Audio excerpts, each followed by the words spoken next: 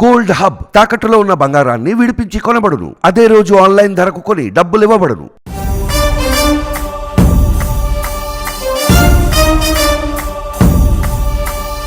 Bharatiya Janata party Vizianagaram ఎంపీగా గేదెల శ్రీనుబాబును దాదాపు ఖరారు చేసింది బీజేపీ. ఉత్తరాంధ్రలో ఎక్కువ సంఖ్యలో ఉన్న తూర్పు కాపుల సామాజిక వర్గానికి చెందిన శ్రీనుబాబు ఎంపికపై పాజిటివ్ సంకేతాలు వస్తున్నాయి.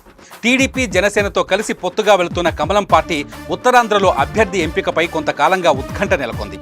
ఉత్తరాంధ్ర తలలో నాలుకగా సేవకుడిగా ఉన్న శ్రీనుబాబును లోక్సభ అభ్యర్థిగా బరిలోకి దించడంతో బీసీలందరూ ముక్త కంఠంతో హర్షం వ్యక్తం చేస్తున్నారు. తూర్పు కాపులతో పాటు కాపులు కూడా శ్రీనుబాబు ఎంపికను స్వాగతిస్తున్నారు. తమలోని వ్యక్తికి అవకాశం కల్పించినందుకు జేజేలు పలుకుతున్నారు. గేదెల శ్రీనుబాబు గెలుపునకు టీడీపీ జనసేన శ్రేణులు కూడా కలిసికట్టుగా సహకరిస్తామని చెబుతున్నాయి.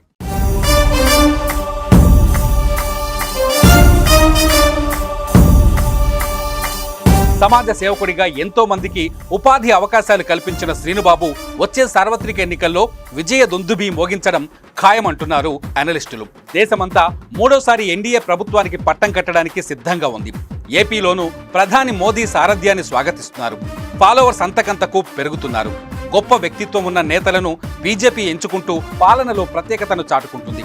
నిస్వార్థంగా పనిచేసే నేతకు పట్టం కడుతుంది బీజేపీ.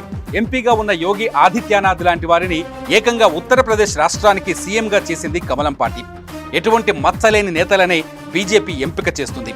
ఈ క్రమంలోనే ఉత్తరాంధ్ర నుంచి గేదెల శ్రీనుబాబును బరిలోకి దించి సరికొత్త రికార్డును క్రియేట్ చేస్తుందని అనలిస్టులు అంచనా వేస్తున్నారు.